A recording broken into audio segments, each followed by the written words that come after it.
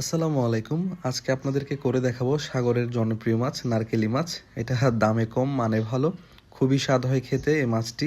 এটির নাম হচ্ছে নারকেলি মাছ। আপনারাও চাইলে আমার মতো করে এভাবে মাছগুলো রান্না করে খেতে পারেন। এইভাবে রান্না করলে আপনার মাছগুলো খেতে খুবই সুস্বাদু হবে। তো প্রথমে আমি ওদের ফুলকাগুলো পরিষ্কার করে নিচ্ছি। এরপর হচ্ছে ওদের পেটের যে নাড়িভুড়ি থাকে সেগুলো আমি পরিষ্কার করে নিব স্টেপ বাই স্টেপ। আপনারা যারা মাছ কাটেন তারা তো জানেনই কীভাবে মাছ কাটতে হয়। এটা হচ্ছে যারা পারে না তাদের জন্যই। তো এটার উপরে একটু হালকা আমিষ থাকে, এগুলো একটু ঘষে দিয়ে নিলেই পরিষ্কার হয়ে যাবে। আসলে মাংস কাটার চাইতে মাছ কাটার একটু ধৈর্যের ব্যাপার। কেন যেন একটু বেশি সময় লাগে আমার মাছ কাটতে। তো একটু সময় নিয়ে কাটি যাতে মাছগুলো পরিষ্কার হয়, যাতে মাংস তো তেমন একটা ব্যাড স্মেল থাকে না, কিন্তু মাছে তো থাকে, সবাই জানেন। তো এখন মাছ কাটার পরে আমি কিছু পানি সিদ্ধে বসালাম। আর এটার কারণ হচ্ছে এখানে আমি আলু সিদ্ধ করব। এই রান্নার মধ্যে আলুটা হচ্ছে অপশনাল, যদি থাকে আপনি দিবেন, না দিলে সমস্যা নেই। আলু দিলে আমার একটু ভালো লাগে আর কি খেতে, অনেকে তো আলু পছন্দ করেন, তাই আমি দেখালাম আর কি যে আমি যেভাবে খাই। তো পেঁয়াজ কাটতে কাটতে দেখি পানিটার কী অবস্থা। পানিটা আশা করি গরম হয়ে গেছে, এই যে পানিতে ব্লক চলে আসছে। তো এর সাথে সাথে আমি এখানে আলুগুলো অ্যাড করে দিব। দেখতে পাচ্ছেন আলুগুলো দিয়ে দিলাম। আলু সিদ্ধ হতে বেশিক্ষণ সময় লাগে না, কারণ হচ্ছে নতুন আলু প্লাস হচ্ছে ছোট সাইজের, তাই খুবই আর্লি বয়েল হয়ে যাবে। তো এরই ফাঁকে আমি টমেটোগুলোকে চপ করে নিই। আমি যেভাবে টমেটো চপ করতেছি আপনারা ওইভাবে করবেন। কেন বললাম আমার মতো চপ করার জন্য, এর কারণ হচ্ছে যে আপনি যখন এটাকে বড় পিস রাখবেন তাহলে একটু সিদ্ধ হতে সময় লাগতে পারে, তাই এগুলোকে চপ করে দিবেন। মাছের ক্ষেত্রে খুবই আর্লি কুক হতে হবে। এরপর আমি ধনিয়া পাতাগুলোকে কুচিয়ে নিচ্ছি। আমার থেকে কেন জানি আগে থেকেই এগুলো করে রাখতে ভালো লাগে, সব কিছু গুছিয়ে রাখতে, গাছটা গুছিয়ে করতে। তো এবার আমি আলুগুলোকে চেক করতেছি। আলহামদুলিল্লাহ আমার আলু সিদ্ধ হয়ে গেছে। এবার হচ্ছে আমি মাছগুলোকে ম্যারিনেশন করব।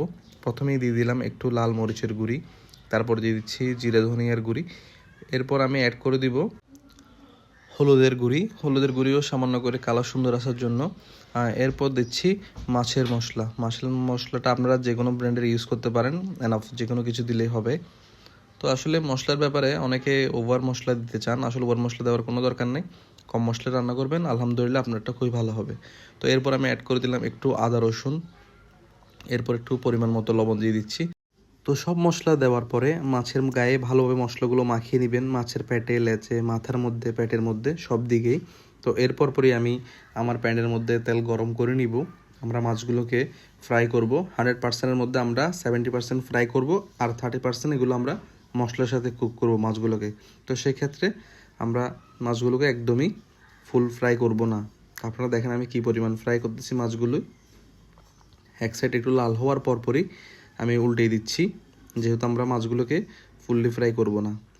মাছ রান্নার ক্ষেত্রে একটু ধৈর্য নিয়ে রান্না করবেন, কারণ হচ্ছে মাছ খুবই নরম জিনিস, তাই তাড়াহুড়ো করা যাবে না। মাংস তো যেমন তেমন করা যায়, কিন্তু মাছের মধ্যে না। তো মাছ আমার ফ্রাই হয়ে গেছে, এখন আমি এগুলোকে আলাদা করে নামিয়ে রাখতেছি, যেহেতু পেঁয়াজকে নরম করতে হবে। এখানেও কিন্তু পেঁয়াজকে আমি একদমই গলিয়ে ফেলবো না। আপনারা দেখেন জাস্ট পানি বের হলেই কিন্তু আমি এখানের সাথে আমার বাকি যে আলু টমেটো আছে ওগুলো আমি অ্যাড করব। এই দেখতে পাচ্ছেন পেঁয়াজকে কিন্তু আমি পুরোপুরি ব্রাউন কালার করিনি, একটু পানি বের হওয়ার পরপরই আমি সেখানে আলু দিয়ে দিয়েছি, এবং আমি এখন টমেটোটাও অ্যাড করে দিব। কারণ হচ্ছে এখানের মধ্যে আমি এগুলোকে একদম পুরোপুরি গলাবো না, এগুলো আড়া কাঁচা থাকবে। কেননা এটা আমরা তখনই বুঝবেন যখন এটা খাবেন। তো সবগুলো মশলা দেওয়ার পরপরই আমি বেঁচে থাকা মাছের মশলা এখানে অ্যাড করে দিলাম। আপনারাও এখানে অ্যাড করে দিবেন কিছুটা মাছের মশলা, তাহলে এই সবজিটার মধ্যেও খুবই ভালো একটা ফ্লেভার আসবে। তো সবগুলো সবজি নরম হওয়ার পরপরই আমি ওখানে মাছগুলোকে অ্যাড করে দিচ্ছি, যাতে আর বাকি মাছ কুক হয়ে যায়, সেই কারণেই। তো এই দেখতে পাচ্ছেন আমি একটু পরেই সেখানে কাঁচামরিচ অ্যাড করলাম। এটা কোনো ঝালের জন্য না, এটা জাস্ট একটা ফ্লেভারের জন্য। আপনারা যারা রান্না করেন তারা সবাই জানেন যে কাঁচামরিচে কী সুন্দর একটা ফ্লেভার আসে। তো কাঁচামরিচ অ্যাড করার পরপরই আপনারা এখানে ধনে পাতাও অ্যাড করে দিবেন। ধনে পাতার কারণে খুবই সুন্দর একটা স্মেল আসবে। আলহামদুলিল্লাহ খুবই সুন্দর স্মেল আসতেছে। তো আপনারা আমাদের স্টেপগুলো ফলো করে রান্না করবেন, ইনশাল্লাহ আপনার রেসিপিগুলোও খুবই ভালো হবে।